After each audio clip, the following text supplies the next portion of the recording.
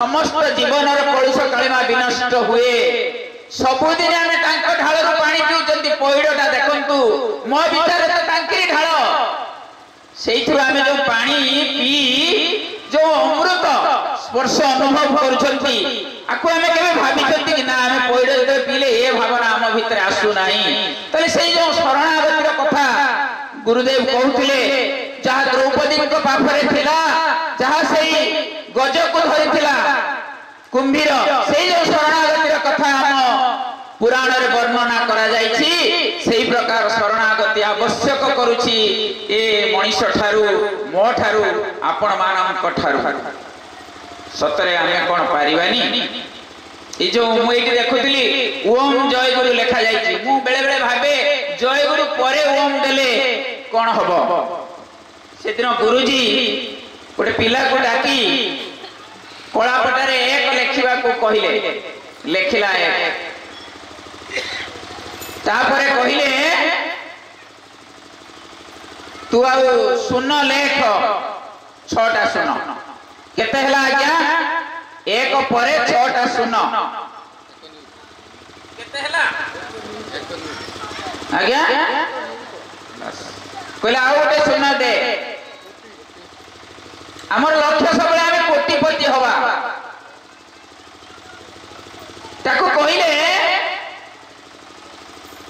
बाबा तू ए गोटा लिखै दे केते हला कहला सुन कहले बा पटरे आनी के सुन उडा सब सातटा सुन लेख केते हला ना एक कहिवार अर्थ आम जीवन प्रथम जदि आम एक रूपक परम ब्रह्म गुरुदेव को रखु नांती तापरे जदि आम रखुचंती से सब मूल्य अच्छी आम अर्जन करथिबा संसार आम जन्म देथिबा संतान संतति से सब मूल्य अच्छी तापरे सेमाने गोटे गोटे सुन जदि प्रथम रे परमात्मा नाहंती वृद्ध काल को आम जदि परमात्मा को खोजुचंती शेषरे एक रहिले तार किछि मूल्य नाही सेइथिबाई मधुराव कहले बाल्य कालु धर्म धन मु संजीवी ए जीवन निश्चित के जानी कहार केबे मृत्यु काल होई जीव उपस्थित तेणु से चेतनार भूमि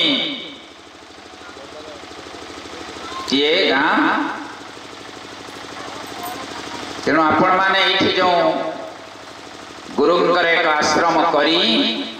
गुरुंकर महिमा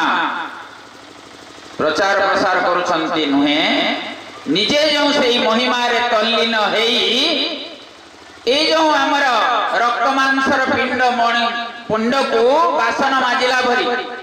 आपण माने दिल्ली ताकू जो एई भाव रे तल्लीन हेई जो निजे को सफा करुछंती सेथि पई